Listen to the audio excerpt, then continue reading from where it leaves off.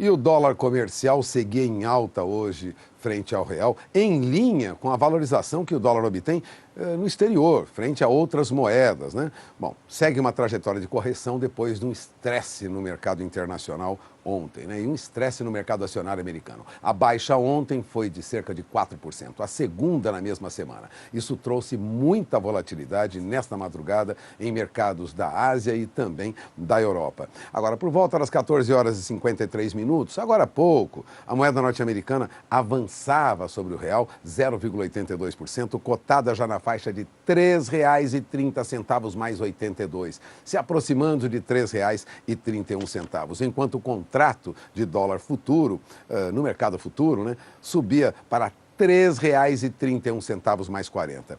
O dólar opera em forte alta no encerramento dessa sexta-feira, às vésperas do Carnaval. Desculpe, você acompanha comigo. Dólar comercial a R$ 3,30 mais 30, sobe 0,67%.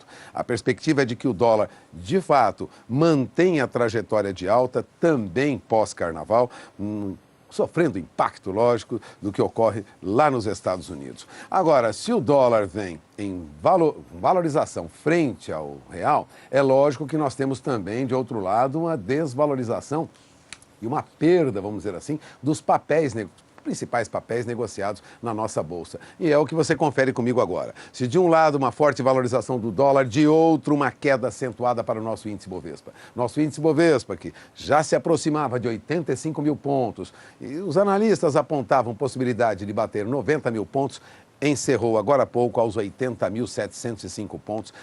É negociado no final da tarde de hoje com queda de mais de 1%. O Ibovespa chegou a cair, mais do que isso, chegou a cair 1,91%, quase 2% de baixa, há alguns minutos atrás, por volta das 15 horas e 30 minutos. Mas nos últimos negócios mostra queda de pouco mais de 1%. A baixa foi acentuada. O mercado externo, na verdade, está acompanhando o índice Dow Jones, que é um dos índices mais importantes do mercado americano, que virou e já cai mais de 1%, com os investidores aí diminuindo suas posições no mercado americano. Toda essa oscilação no mercado americano traz também consequências para o nosso índice Bovespa, como você acaba de ver.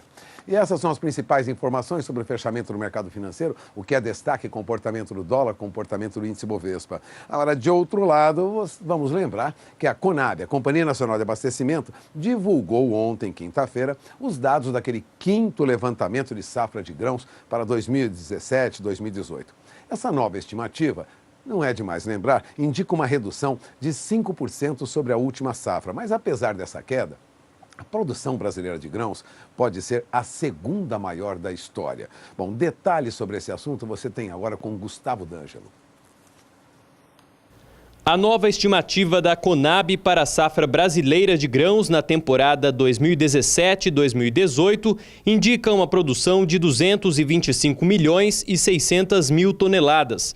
Apesar do recuo de 5,1% sobre a última safra, o resultado, se confirmado, pode ser o segundo melhor da história, atrás apenas do volume colhido na última temporada, com 237 milhões e 700 mil toneladas. Com relação à área plantada, é previsto um leve crescimento de 0,2%, totalizando 61 milhões de hectares. O destaque nas lavouras vai continuar sendo a soja e o milho, que representam quase 88% dos grãos produzidos no país.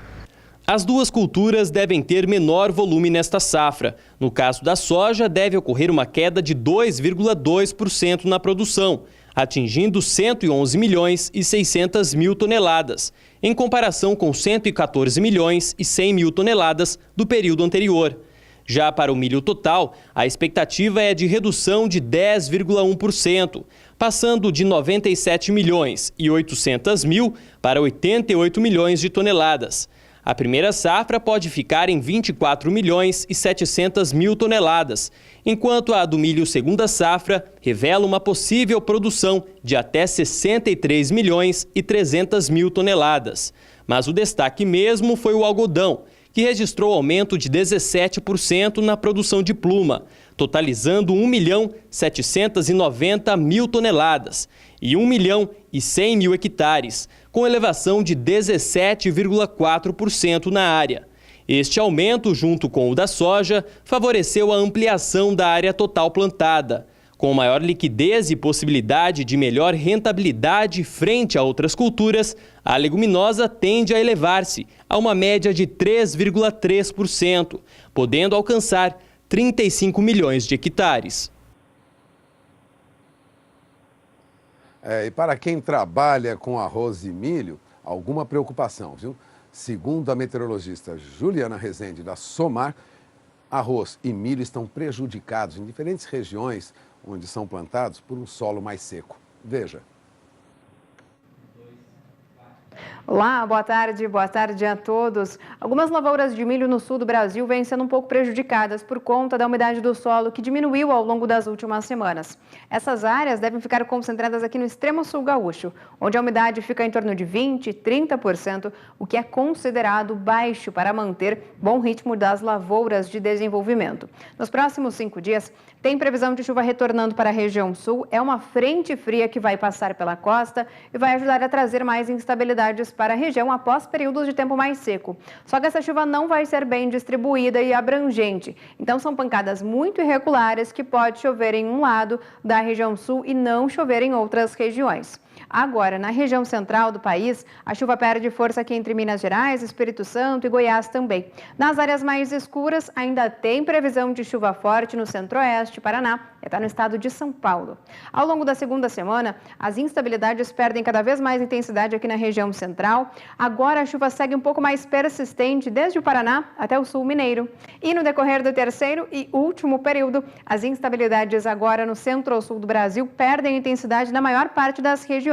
Então, não tem previsão de chuva retornando com força lá pela metade do mês de fevereiro no centro-sul do Brasil e, com isso, as instabilidades não devem atuar de maneira abrangente. Agora, já na região sul, a chuva não volta de maneira abrangente com potencial para aumentar a umidade do solo, principalmente no extremo sul gaúcho. Então, algumas lavouras que já vêm sendo prejudicadas ainda podem sofrer alguns transtornos por conta da baixa disponibilidade hídrica do solo no extremo sul do Rio Grande do Sul. Daqui a pouco eu volto com mais informações do tempo.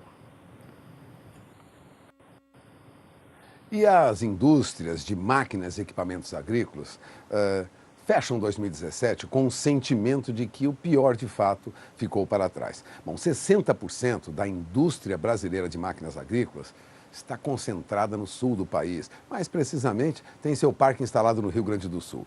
E, de fato, 2018 já promete um ano positivo. Bom, a Nelise Nicolodi, nossa repórter lá no sul do país, foi conferir o que pensam, né, e como se comporta esse mercado de máquinas agrícolas. Veja. O faturamento do setor em 2017 foi de 13 bilhões e meio de reais, o melhor resultado desde o recorde em 2013. E olha que neste montante não estão incluídos os tratores, colheitadeiras, o setor de irrigação e armazenagem. A Associação Nacional dos Fabricantes de Veículos Automotores estima que o volume comercializado esse ano alcance 46 mil unidades. A queda da taxa de juros do Plano Safra e o aumento da área cultivada com soja são os fatores que devem fazer com que este seja o ano da retomada do comércio. As exportações também devem crescer em torno de 9,8% em 2018, enquanto que a receita com os embarques deve somar 16,7 bilhões de dólares, alta de 5,4% em relação a 2017. O mercado norte-americano e o argentino estão entre os principais compradores dos produtos brasileiros. Para os implementos agrícolas, por sua vez, também é estimado um crescimento que deve ser puxado pela venda de produtos voltados para a agricultura de precisão, que hoje respondem entre 2% a 5% do negócio. De acordo com especialistas do ramo, essa área tem atraído o interesse de muitos agricultores, que buscam tecnologia para reduzir os custos, seja em produtos que podem ser agregados às máquinas ou opções que já possuem a tecnologia embarcada.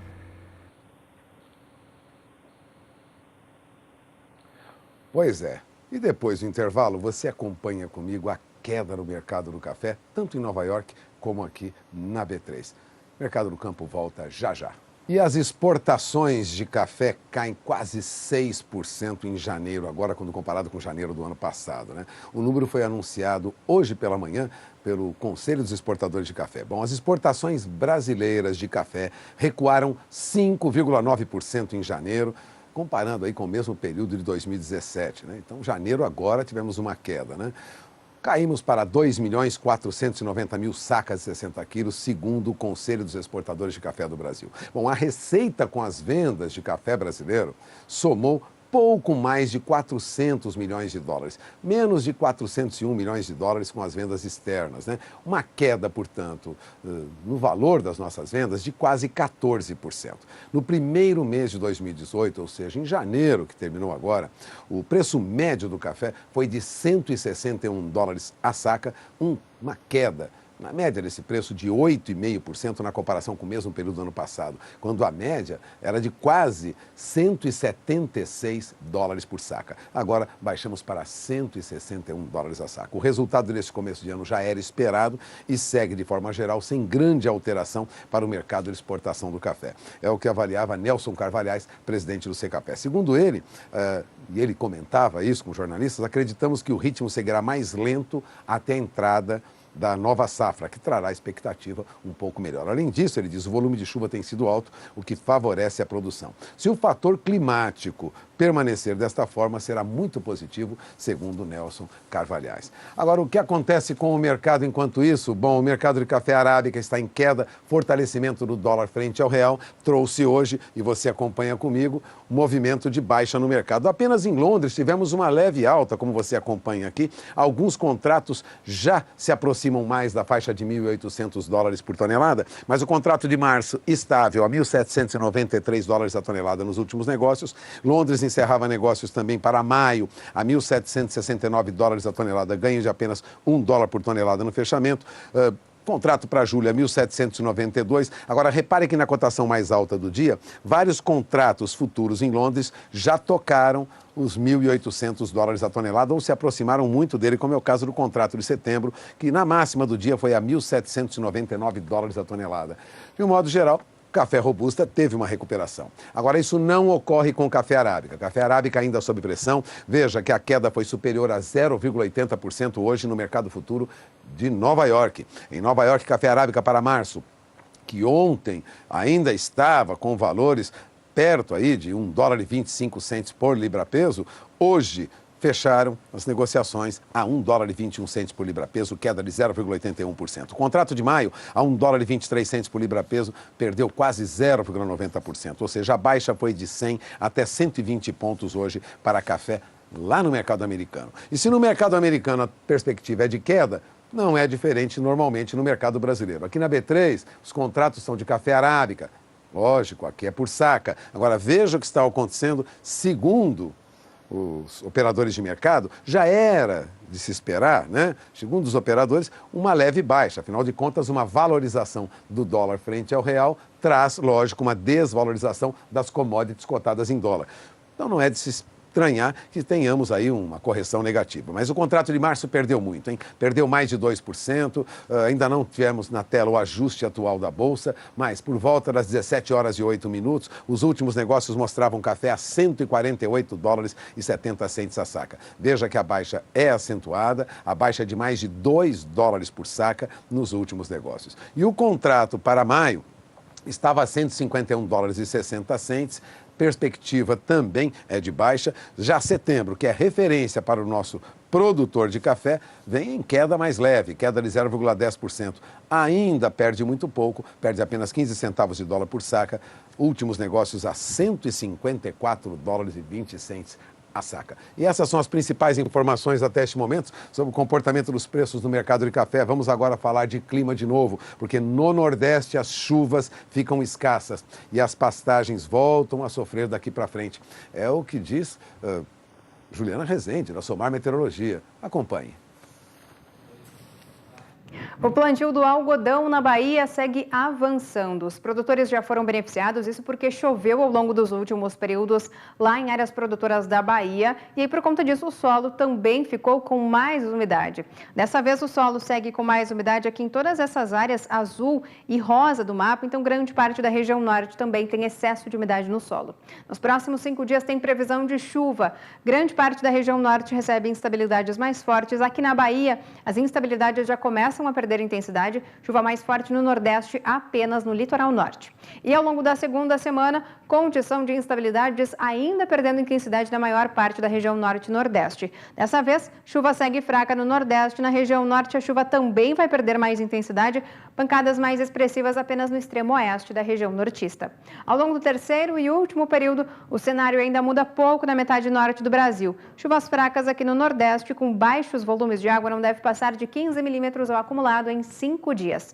Então, durante as próximas semanas, com a chuva perdendo intensidade na Bahia, os produtores agora vão ser beneficiados. Apesar dessa chuva mais fraca ainda não manter o solo com muita umidade, a tendência é de que com essas instabilidades, perdendo um pouco mais de intensidade, os produtores podem dar andamento às atividades de plantio do algodão na região. Hoje eu encerro por aqui a minha participação. Até mais! Obrigado, Juliana. E o jornalista Fabiano Reis esteve em Cascavel, no Paraná, acompanhando aí novas tecnologias, né?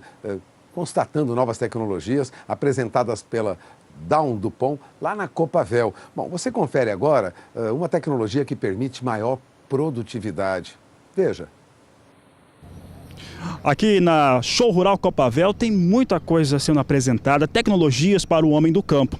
Eu vou aproveitar para conversar com Frederico Barreto, ele que é líder de marketing de sementes da nova empresa formada pela fusão da Down e da Dupont. Frederico, nós estamos vendo aqui experimentos como esse aqui para o milho, que mostra uma realidade para o produtor, dividido aqui em parcelas, que é muito interessante para um resultado melhor de produtividade e, consequentemente, de produção. Como é que está sendo apresentado isso aqui para o público que está vindo à Show Rural? A gente tenta aqui sempre simular a realidade que o agricultor tem no campo. Então, quando a gente prepara o plot, a gente começa sempre os plantios, né, pelos híbridos mais precoces, depois a gente vai para os médios e fecha nos tardios, que é exatamente como ele faz também com as janelas de plantio que ele tem à disposição, buscando sempre otimizar o resultado e fugir das intempéries climáticas que ele pode passar durante a safra. Aqui especificamente nós estamos vendo uma situação que está dividida em estações aqui para o milho. E aqui nós temos aqui as informações que mostram qual foi a variedade cultivada e também o que está sendo aplicado nela para garantir esse resultado. E nós podemos observar também que o tamanho da planta ela vai alterando. Você pode falar um pouco a respeito disso? Naturalmente, como ele é plantado na mesma época, com ciclos diferentes, você enxerga uma planta mais pronta para colher no começo e mais verde para o final da época de plantio.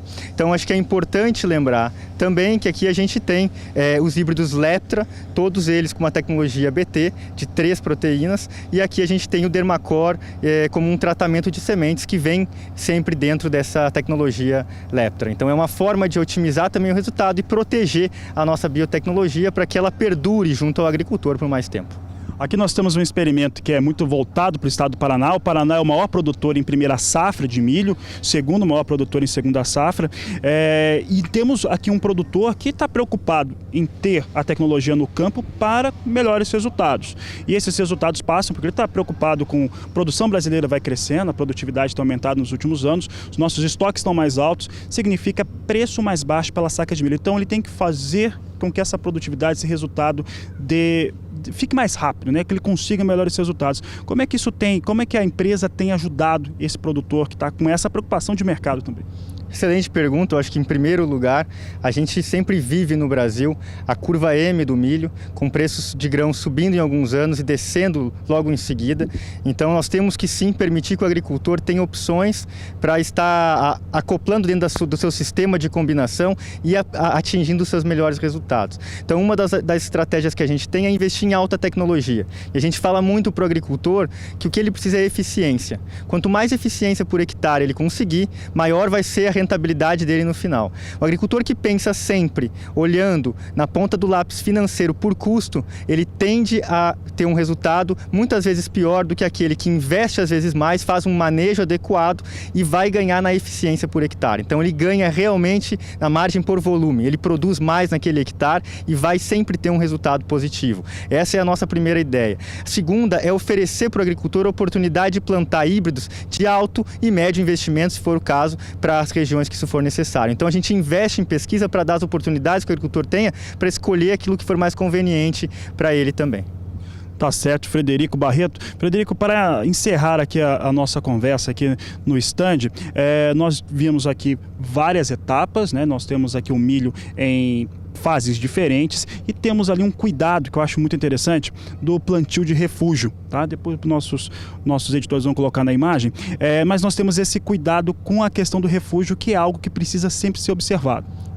Espetacular. Eu acho que primeiro, quando a gente planta um híbrido Leptra, que é uma tecnologia nova, revolucionária, com mais proteínas BT, que realmente controla um bom espectro de pragas, a primeira coisa que faz é vender isso com tratamento de semente. Esse é o primeiro passo de você fazer um manejo integrado das pragas e conseguir gerenciar o tempo de durabilidade da tecnologia. Segunda ação que você não pode deixar de fazer é o refúgio. Então 10% da sua área tem que ser plantada com híbridos convencionais para que a gente permita a correta evolução da resistência de pragas ou a não evolução da resistência de pragas às proteínas que estão inseridas no milho BT. Fabiano Reis para o Sistema Brasileiro do Agronegócio. Bom, e depois do intervalo, acompanhe comigo os preços em queda da soja e do milho, tanto lá fora como aqui. Mercado do Campo volta já já. Mercado do Campo volta ao vivo dos estúdios da B3, aqui em São Paulo, com as últimas informações para você sobre o que ocorre no mercado de soja. Bom, os contratos futuros de soja operavam em baixa nesta sexta-feira na Bolsa de Chicago. E os motivos são amplamente divulgados nas principais agências de notícias do mundo, para os jornais que trabalham com agronegócio. É que o Departamento de Agricultura do governo americano elevou a sua estimativa para estoques domésticos de soja no final de 2017 e 2018. E o mercado esperava que, de fato, isso fosse ocorrer. O mercado esperava que fosse um aumento de 13 para 13 milhões e meio de toneladas. Mas o departamento aumentou muito mais. Aumentou para quase 14 milhões e meio de toneladas. Então foi um salto acentuado de 12,8 para 14 milhões e 400 mil toneladas. Isso caiu como uma bomba no mercado.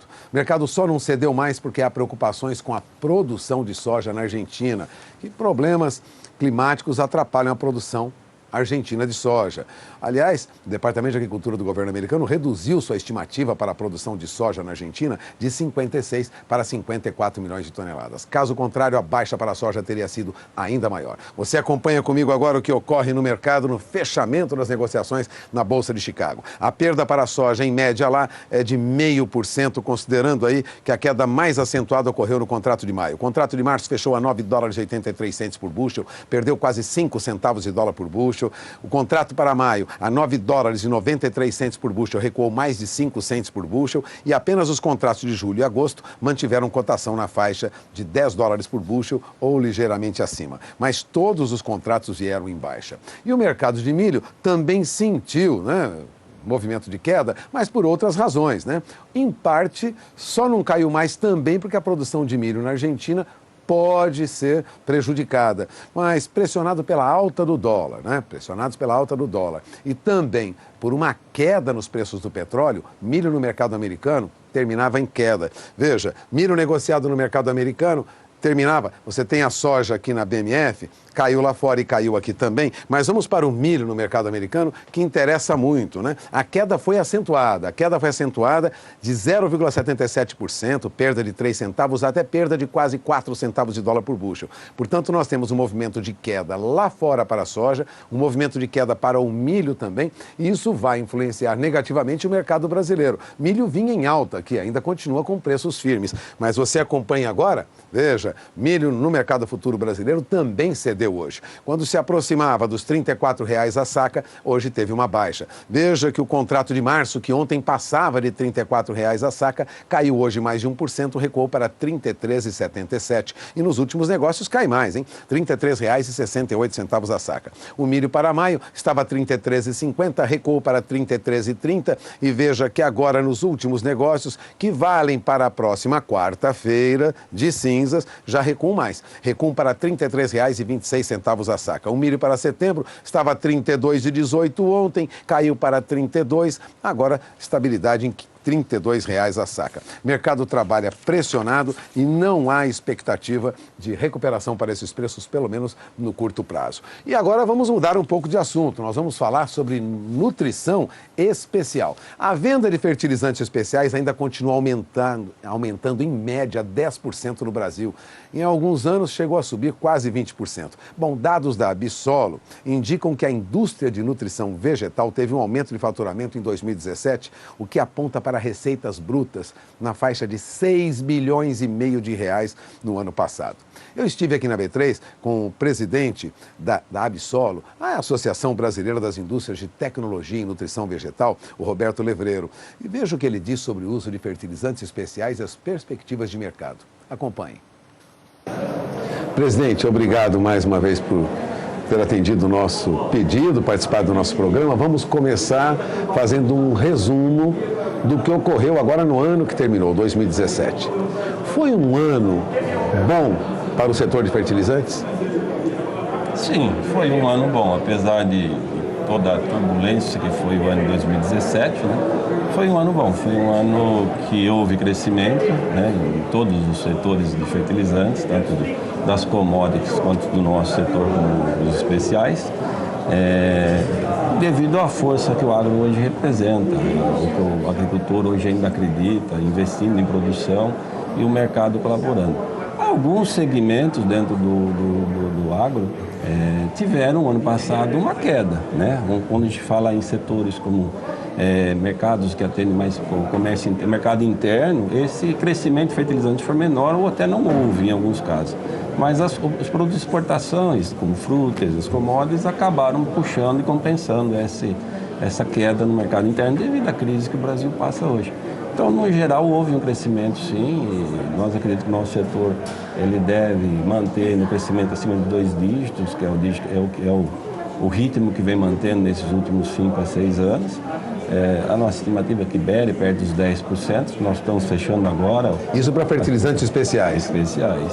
Fertilizantes especiais tende a crescer e a utilização tende a aumentar daqui para frente. Sim, porque nós temos um país que necessita ser mais competitivo, né? Para como você é competitivo hoje? O mercado, preço de ponta dos insumos, dos insumos ou dos produtos agrícolas são regulados pelo próprio mercado. Você não tem domínio sobre isso. Por outro lado, você tem sempre a pressão oposta, que é derrubar preço e o produtor vem querendo produtos mais baratos. E às vezes nem sempre é possível, nós temos aí altas de combustíveis, tudo subindo. Então ele tem que ser o quê? Ele tem que ser mais eficiente, ele tem que ser mais produtivo. Para ele ser mais produtivo, ele precisa de produtos com alta eficiência, que dão um melhor rendimento, que ele consiga aproveitar melhor o potencial genético e das técnicas agrícolas que ele implica na lavoura dele. Então é necessário aplicar mesmo fertilizantes especiais, que são um destaque hoje em tecnologia. Esses são o grande segredo, o grande diferencial que o segmento que a Absolo representa hoje está trazendo para a agricultura nacional. São produtos que vêm com uma tecnologia, com muita pesquisa. As nossas empresas investem aí média de 5% a 6%. Que setor hoje investe isso do seu faturamento em P&D, né? Então tem produtos de muito boa qualidade, de ponta, que melhoraram muito a eficiência em termos de aproveitamento. Porque eu sempre brinco, né? A planta, para ela, não interessa o quanto você está dando de comida para ela. Para ela interessa o quanto ela consegue absorver daquilo que você está dando para ela. E é esse diferencial que os nossos produtos levam. São produtos que vêm de uma forma que a planta consiga absorver melhor. Então, ela comendo melhor, ela é uma planta mais sadia, uma planta mais produtiva e a produtividade por área cresce. Aí o custo do produtor também diminui. Embora exija uma aplicação com tecnologia mais sofisticada e algum conhecimento melhor, mais aprofundado, Mas isso nós temos hoje. Hoje a informação circula melhor no meio, né? O agricultor hoje está bastante antenado, ele está bastante ligado com as modernidades em termos de informação. Esse investimento que as empresas fazem hoje tem um suporte técnico muito grande junto aos canais de distribuição quanto aos próprios produtores. Existe muita pesquisa que é feita e desenvolvida, né? E hoje nós temos equipamentos de alta tecnologia, que não deixa de desejar nada lá fora, que tem capacidade de... Mas aquele fertilizante de antigamente, quando éramos meninos, já não existe mudou mais. Mudou muito. Aquela fórmula simples, NPK mais enxofre, já... Elas existem. Tanto que a maior parte em termos de volume de fertilizante sólido, mas... Hoje, ela, agregada aos produtos que complementam o que ela não pode atender, está sendo a grande diferença. Então, é uma sinergia entre os dois segmentos, entre o que o NPK hoje leva ao agricultor e entre o que o Absolo e os produtos de alta tecnologia complementam e melhoram a eficiência deles. Agora, vamos falar um pouquinho de preços no mercado, porque a expectativa é de que os preços tendem agora, de maneira geral para fertilizantes, não só os especiais, tendam a uma baixa no médio e longo prazo, em função até de uma diminuição do consumo que já é esperada para esse ano para o Brasil. O senhor estima que os preços tendem a ceder mais à frente ou nós continuaremos com esses preços mais altos dos últimos anos? Eu acredito que os preços devam se manter. Existe naturalmente no Brasil sempre uma oscilação de preços, em alguns trimestres, às vezes dependendo da demanda de compra no primeiro trimestre. Se ela for maior, ela mantém os preços, senão ela dá uma recuada. Quando o pessoal de soja, grandes compras, as grandes culturas atrasam um pouquinho, então aí sobra um pouquinho de mercadoria, é natural aquela queda no primeiro semestre. Comportamento normal de mercado. Mas a oscilação, ela vai, no meu ponto de vista, ela vai manter. Os preços devem se manter. Até porque a nossa projeção de dólar para esse ano não é fugir muito dos 3,20 aos 3,30, então... muitos dos produtos estão atrelados ao custo do dólar, então acredito que não vai ter. E a demanda de consumo também deve se manter ou até crescer um pouquinho mais. Então eu acredito que os preços devem se manter nos patamares que vieram em 2017, sem muita oscilação. De olho no bolso do produtor. O produtor, nos últimos anos, alguns tiveram algum endividamento, algumas empresas distribuidoras tiveram que financiar boa parte dos produtores, o que aumentou o risco para as revendas, né? Que assumiram o risco para cumprir suas cotas de venda. Isso foi amplamente discutido no ano passado em encontros de revendedores. Como industrial, homem que depende da revenda para levar o produto até o produtor, o senhor vê com preocupação esse financiamento das revendas junto ao produtor? Sim, vejo, porque eu enxergo isso falando como empresário. Esse não é o papel da revenda, nem é o papel da indústria.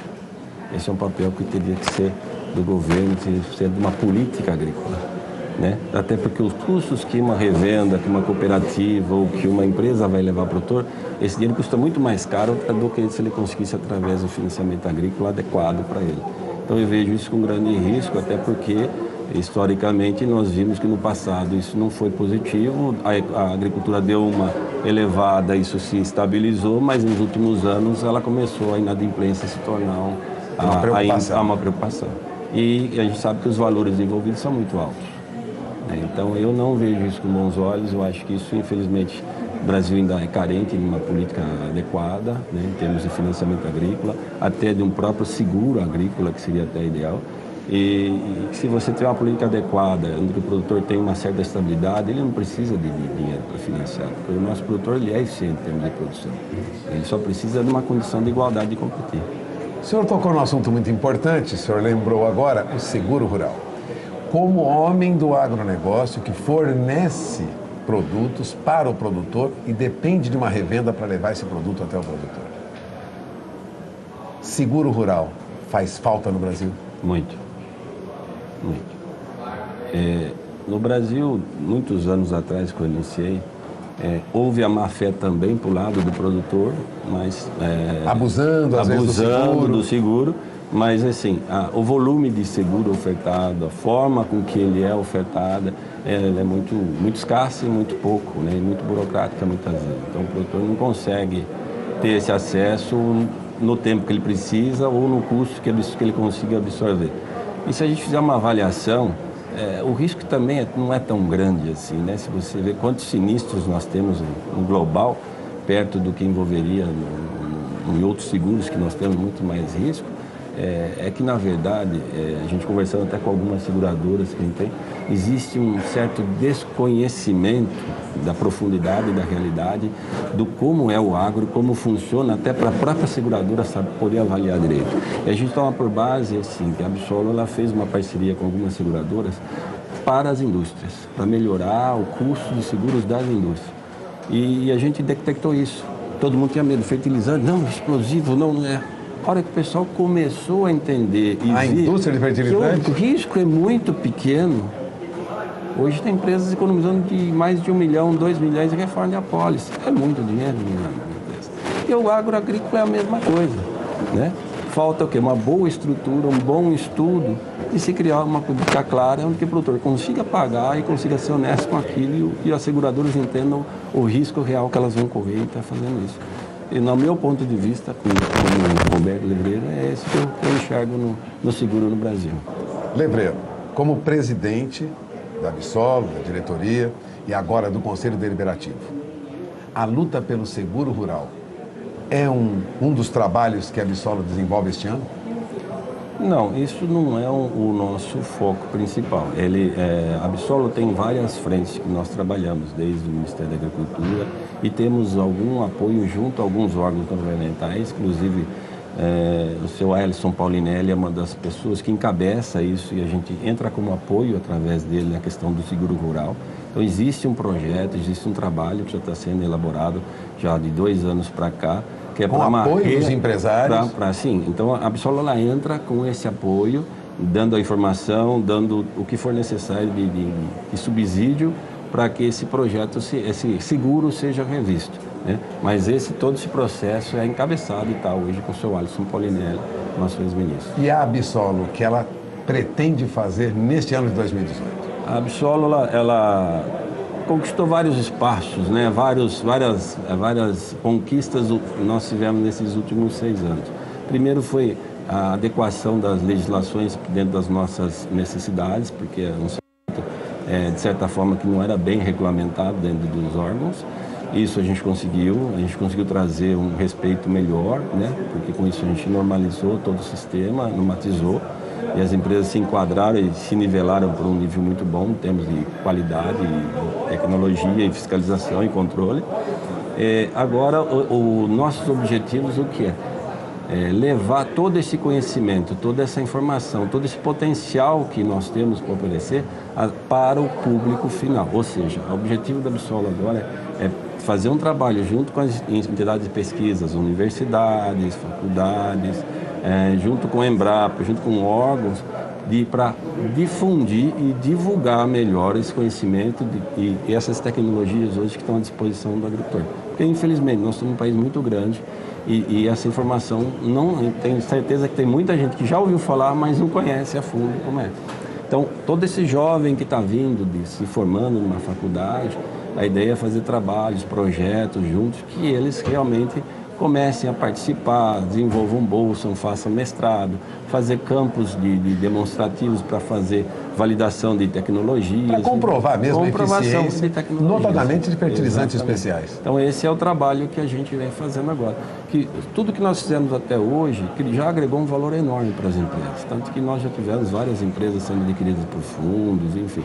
Nós temos consultas semanais de empresas de fora querendo vir para o Brasil e fundos querendo investir em empresas, quer dizer, já enxergaram o que é o potencial desse mercado e a importância que ele tem para o nosso mercado agora. Que nós precisamos preparar mão de obra, porque as empresas precisam de mão de obra preparada, então vamos encostar nas universidades em si, levar essa bagagem, levar essa matéria, levar esse material e tentar trazer profissionais mais adequados para a realidade desse mercado em termos de nutrição e automaticamente fazer uma difusão a nível até que a própria sociedade mesmo entenda a importância que é de produtos, porque hoje nós contemplamos muitas matérias-primas que vêm da agroindústria, que saem da própria agricultura, que antes eram, de certa forma, descartadas, elas são convertidas em produtos nobres.